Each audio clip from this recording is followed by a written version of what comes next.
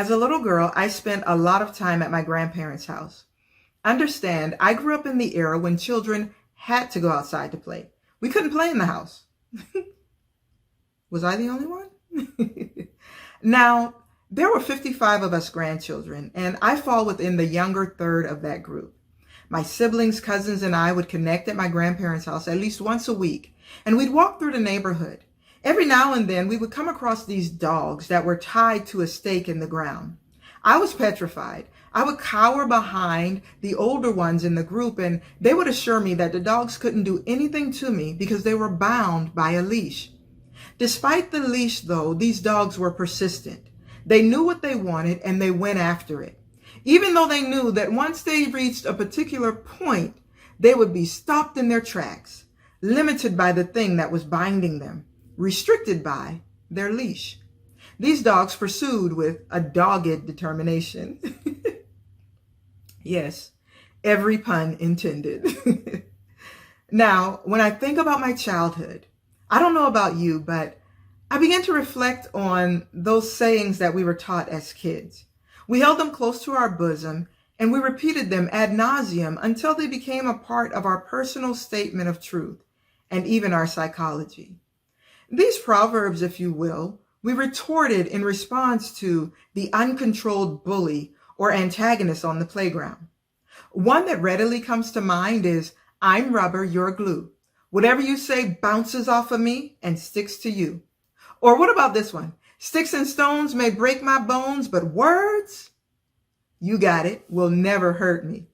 We used these as a defense, and we said them to the mean girls and mean boys.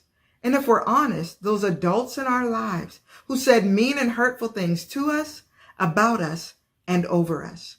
But those words that they said, did they really bounce off? Did they really never hurt? My name is Merica Green, and I would like to thank Dr. Cheryl Wood and the entire staff of Speaker Con 2021 for affording me this opportunity to share a little with you about the concept of limiting beliefs. Let's dig in.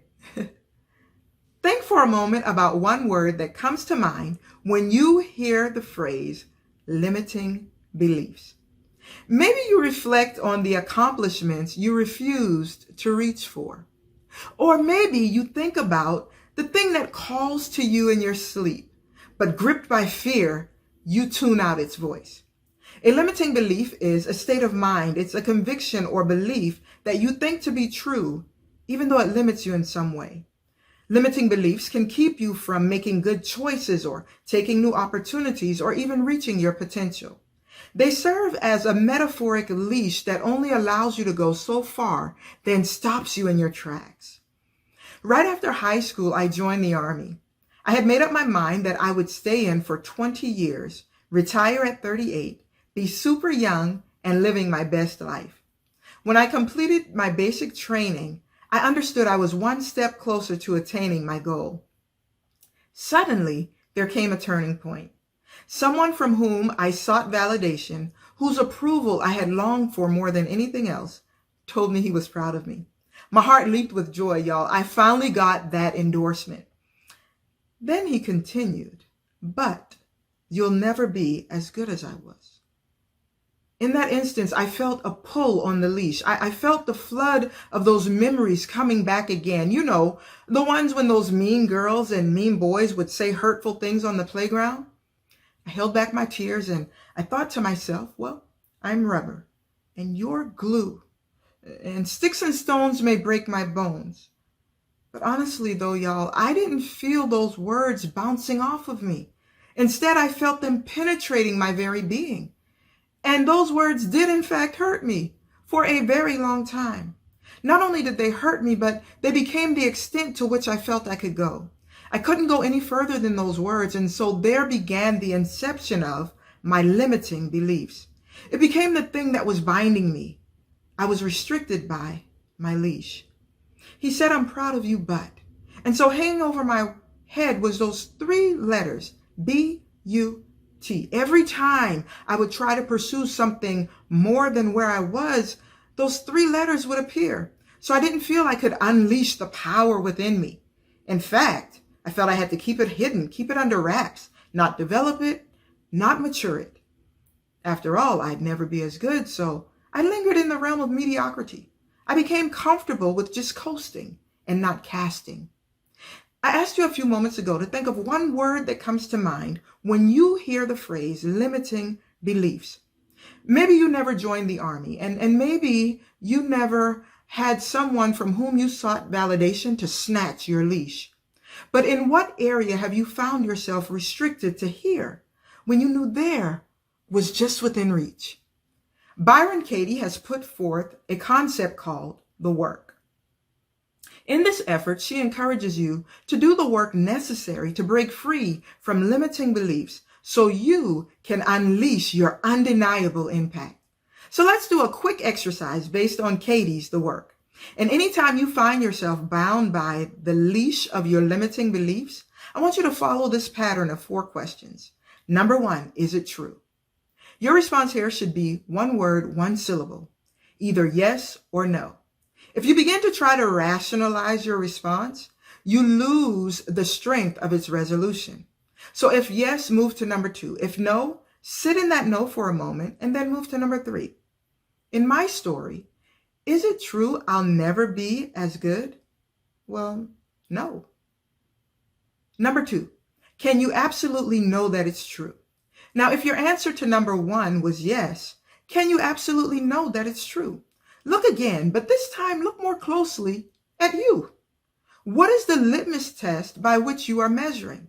Now determine what you need to do to turn that yes to a no. Close your eyes for a moment. Let's consider question number 3. How do you react, or what happens when you believe that limiting belief? Are there any physiological changes that take place? What images do you see, past or future? And what emotions or physical sensations arise in you as you witness those images in relation to that limiting belief?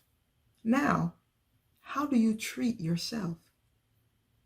Number 4, who would you be without that limiting belief? I want you to reflect, observe, and experience the situation all over again. Who or what would you be without the limitations of that belief?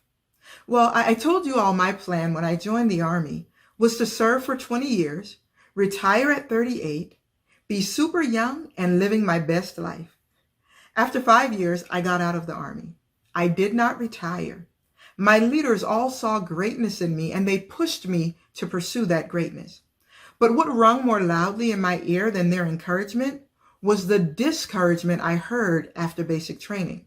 Those words didn't bounce off, and they really did hurt.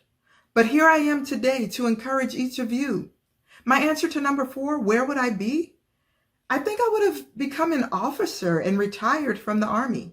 I can't recreate that missed opportunity, but through the course of life, I have learned to do the work in order to break free from limiting beliefs and unleash my undeniable impact.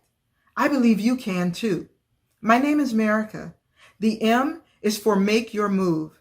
Don't allow limiting beliefs to bind you to a stake in the ground, restricting you to here when there is just within reach.